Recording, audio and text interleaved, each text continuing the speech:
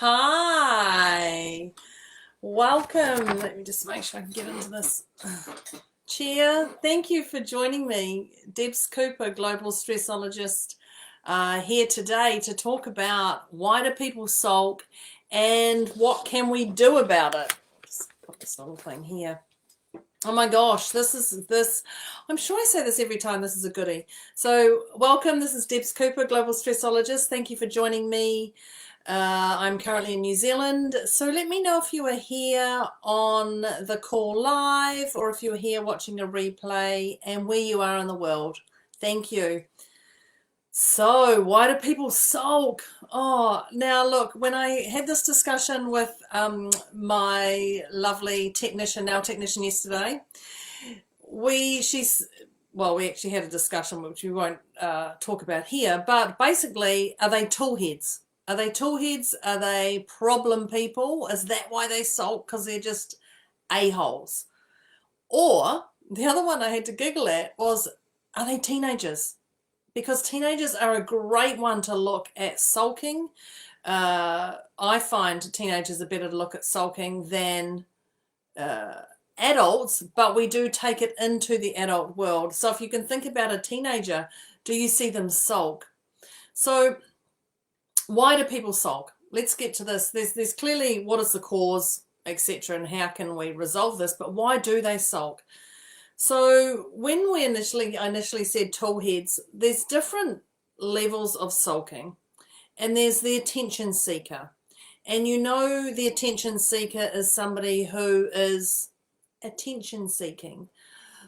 Well, I'm not getting my own way. They get this all the time. God, I do sound like a teenager, don't I? Those ones. And then there's the other ones who just want time out. They just want to take time out and process whatever's going on in their mind for them to switch off and step away. Someone who is, if I was to put it, time out, is free to think what they want without others interfering. And that's a really big one, because time out is, as young children, we get put in time out. Go to the naughty corner, go to sit on the naughty step, or go sit over there, or go away and think about what you're talking, what you're saying, or what you're doing is. But time out, when you're an adult and you take yourself to do time out, that's incredibly valuable to you and those around you. And if you can teach your children to take time out and grow them that it's okay to take time out in situations, if it keeps them safe, mentally or physically, then it's really important, because we don't take enough time out. And until we lose our rag at somebody, it's only then that we discover it's wise for us to take time out. But it's only usually when that cause hits us or others that we take the time out. So when we think about why do people sulk, I want to know what's the cause and what can you do about it. And I'm going to wave it into yourself sulking and others. So when I talk about others, I think about, so let's just go to a teenager. I find it easier to go to a teenager, because we hear them say that boys just grunt and girls just go away and do their own thing and are drama queens. You know, we hear all this analogy of what it is. But look, let's just actually say a teenager, because they're still trying to deal with their emotions, whereas as we're older, we have our emotions more in order, or like to think we do. So what is the cause and what can you do when somebody's sulking around you? Do you know what sulking is, don't you? Sulking is when you're just moody, grumpy, kicking the curb, shoulders are down, nothing's going right. Just in case you didn't know what sulking was. So when we think about what's the cause, you may have done something to them. It may have been in this time now. It may have been previously. It may have been a week ago. Do you hear that? It may have been a week ago. It may have been some time ago before they've gone, I'm going to sulk about this now. Somebody else may have done something to them. Somebody else that you don't know, they may have done something to them. Or even more, they may have done something to themselves or not done something, done or not done. They may have done something to themselves that's frustrating them. So it's basically peeved off. Something has happened to them that has got them to that point of being peeved off. And with that can come guilt or shame. And when I talk about guilt or shame, we know that guilt or shame actually destroys you until you do something about it. Guilt or shame will take you down. It'll give you low energy. It'll frustrate you. It'll make you sulk. It'll make you kick the stones on the curb. It can affect your health. It can affect your sleep. It can affect your eating. It can affect what you're drinking. Guilt or shame can do those things to you. Absolutely. So you may not know why this person's sulking.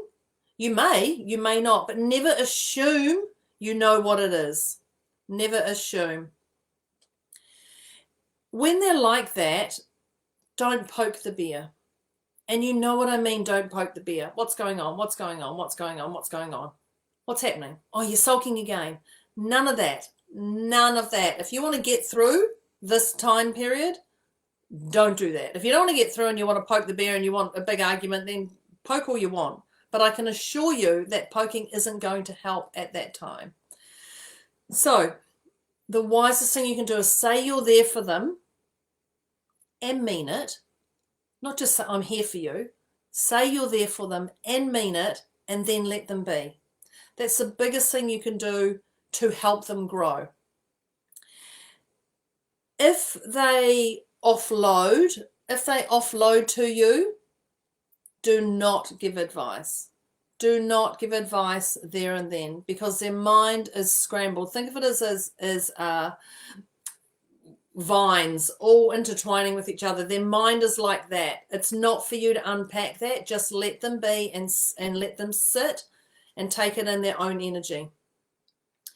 Because what happens is we turn into parent mode. And when we turn into parent mode, we just want to fix. Now, I'm a strategist. So when someone tells me a problem, I jump into strategy mode. I go, oh, this is a simple one. Or this can be done, or this can be done. It's not about that. Sometimes people just require that holding space energy for them to offload. When they've offloaded, and I say offloaded, when they've had their say, when they've had their piece, when they've said what they want to say, ask them if they'd like your thoughts.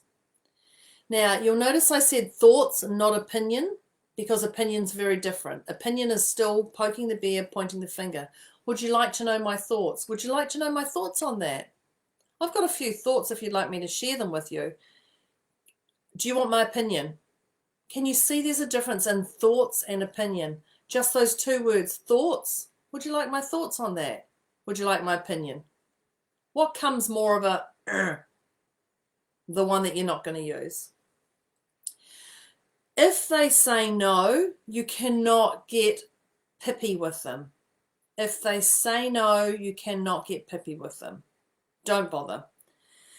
So what we tend to do is we want to jump in and we want to save everybody, but you don't have to fix the universe's problems. You don't have to go out and fix every single person's problems, the universe's problems, whatever's going on in the world. You don't have to fix every single one, because your soul is important to you. You work on you and what's best for you. When we attention seek or we want time out, there's two different things. But you personally, when you sulk, you will jump into attention seeking or you'll jump into time out. There's going to be different moments of what one you pick and choose depending on the situation.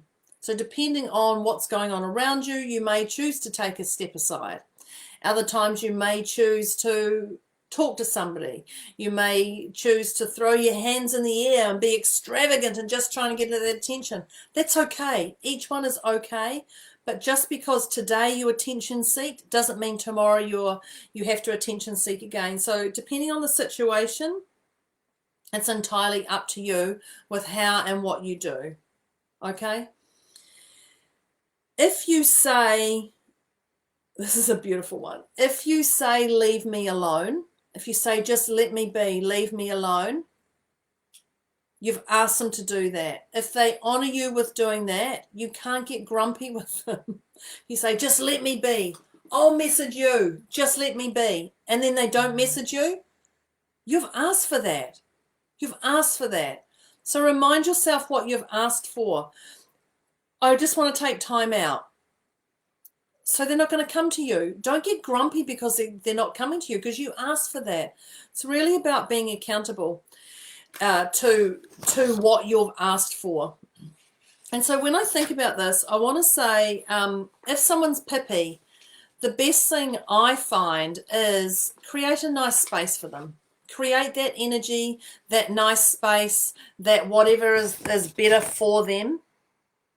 You know, make them a cup of coffee or a cup of tea, or pour them a wine if that's what they like, or a glass of water, or something different. Take the children away. If you've got children, take that noise distraction away. Whatever it is, whatever is important to them, take that away from them so that they can have their own, not take what's important to them away. Give them their space, but take those things away that's going to distract them. The reason we do this is because we're letting them know they're loved and supported, and we're letting them be, to come to their own solution. Because if you try and fix it, you're going to potentially disempower them and make them dependent on the situation. And you don't want them dependent on you every time they get a sulk on. You don't want them dependent on anyone. You want them dependent on themselves to find their own solutions. And you're just that guiding block who can help them. Don't take it personally if they want to sulk. Don't take it personally. Don't get offended. And for goodness sake, don't bring it up later. Don't start talking about it later and start talking going, oh yeah, remember when you were pippy? Remember when you were sulking? Remember, like, no one wants to hear that stuff. We know when we're sulking. You know when you're sulking. No one wants to hear that. So don't bring it up later. And when I say that, I don't know if you've picked up that word, don't. If you think it's going to be inappropriate, or you think it's going to offend them, or you think it's going to take them down another path, or if you think, don't. Let it be. For you, it's up to you to find a distraction. So find something that's inspiring to you when they do this. Find something that's inspiring to you. Don't rub it in what you've done. While they were sulking, I went for a massive run, and they're jealous of that. Don't even do that. But do something that's inspiring for you to take your mind off them. You've given them the space. You've given them the energy. You've let them know that you're here. You have that heartfelt energy for them. Then back away. The key here is to love them for who they are. Because we all sulk and we don't sulk. So love them for who they are, and for allowing them to sulk in front of you. And you know why? Because they trust you. They trust you enough to sulk and let their emotion out in front of you. So honor them for who they are and let them be. And that's it. That's it for me talking about sulking. I don't know. Sulking's an interesting one, isn't it? No sulking for me today. I'm having a productive day. Maybe. We'll see if things don't go right. So thank you for joining me. If you have any questions, let me know. If you'd love me to talk about anything in particular, let me know.